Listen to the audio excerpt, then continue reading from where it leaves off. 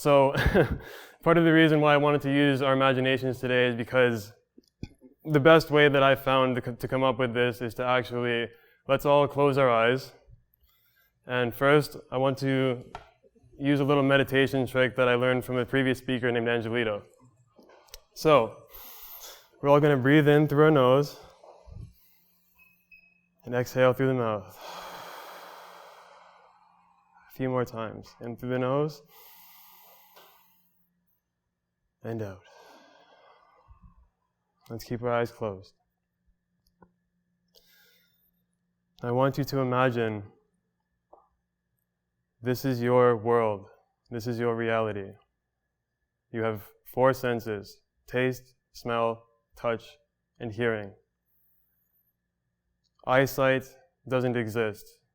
You don't know that it doesn't exist. You don't know that you're missing it. You've gone your whole life without it, never knowing that you don't know what it is. Now, pretend the whole world has gone functioning like this up until this point. And you don't know that it's going to happen, but one day something happens, and bam, let's open our eyes. For the first time, you can see. Now, keep in mind, the word see and sight doesn't exist. Your eyes are open in a world where everything that is now your new reality doesn't exist for other people. How do you explain that? Now, for a lot of people, I'm sure this has happened for many of us in this room. When this first happens, the first thing you want to do is tell people. And they look at you like, what?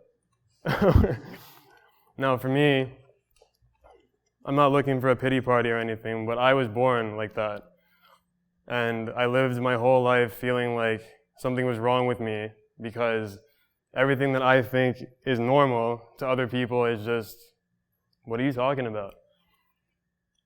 How am I supposed to just pretend I don't see these things and continue on living as if I'm happy? You know, and I felt like if people could see what I'm seeing, you know, the world would just be so much of a better place. But then who am I to say that? Who am I to say that I found the way or that the way I see things is the right way? Because as most people say, well, you know, that's your opinion, you're entitled to what you think and blah, blah, blah, blah, blah. But, you know, this is the reality of it. You're overthinking things. You're complicating things. And to me, as Michael mentioned, I love Rubik's Cubes. And it's the same thing. When I try and explain a Rubik's Cube, to me, it's a simple concept. But then I hear myself as I'm trying to explain it, and then I see that same look of like deer in headlights. Like, how do you do that? It's like, okay. So, as a kid, I knew that the kids around me are not going to get this. I had a few people who could confirm that what I was seeing was real. My mom was one. But people saw her as crazy because, you know, when you speak your mind, when you're speaking from the soul in a way where, using the metaphor, we're living in a world of blind people, like how do you explain what a sunset is? Or even like take it a step further, the concept of an infinite universe around us, when they can't even imagine anything past what they can feel or touch or smell or hear. Now, getting into my adolescent period, mind you, I was raised in a Christian home and I went to a Christian school and I believed in God and I believed that this was all a gift that I had to grow into. But like most people, I got frustrated, I got rebellious, and the only way to cope with it, as most people learn to cope with depression and anxiety, is drugs. I was in a really, really dark place for a long time because I couldn't deal with that. And I just wished that there was going to be a time when people would start to wake up and start to see what I'm seeing. And It was around, I think it was grade 11 when a friend of mine committed suicide, and I didn't want to see it, but he could see. And it's like, when you see somebody else in a world of blind people who's looking up at the sky and looking up at the stars, it's like, hey, you see it, you get it. But I was so in deep with my anger and my self-hatred and denial that I ignored it. And honestly, there are a few things that I regret more than not talking to him that day. Because it was that day he said something to me about somebody, the way he saw them, and I ignored it. And then 3 days later, I found out that he was dead. And this wasn't the first one. This happened multiple times over the years. And every time I thought to myself, I could have said something. I could have done something about it. And it made me wonder, how many other people are out there that are pretending to have blindfolds on? And I felt responsible, not that I could necessarily save them, but, my dream used to be that we could live in a world of peace, that we could actually have world peace someday in my lifetime.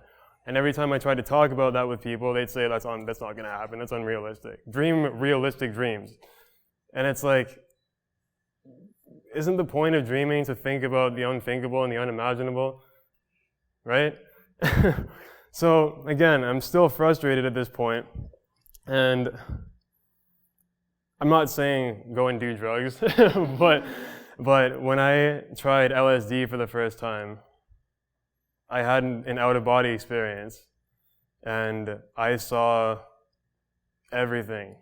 And it was like, I got to experience that awakening that I wished other people could experience. And then I thought, okay, now I get it. It's hard to see that. You don't want to see that, because it means that you have to leave this whole thing behind. This whole way of life that you've lived is now not pointless, but this is not the way anymore. You have to accept responsibility, and it's hard. It's like, it's not as simple as just opening your eyes. It's like as if your eyelids are actually part of your skin, and you have to open it with a scalpel, So anyways, the whole point of what I wanted to leave with you guys was that I know that there's a lot of people in here who also see things that you can't explain, that you can't describe. And I feel the privilege of me being here today is that now I actually, with everything that I've learned, I get to share this with you guys, because I know a lot of what I just said resided with a lot of you in this room. And that thing that you know inside, that thing that can't be defined, that simply is you, that nobody can hold you accountable for but you, that thing right here that you feel, that's the truth. Trust that. When you start to trust that thing, that identity of yours, that's when you start really being alive. So what I want to leave with you guys today is go home, look at yourself in the mirror, and ask yourself, who am I? I'm going to have to wrap it up now, but thank you again for the privilege of speaking with you guys today.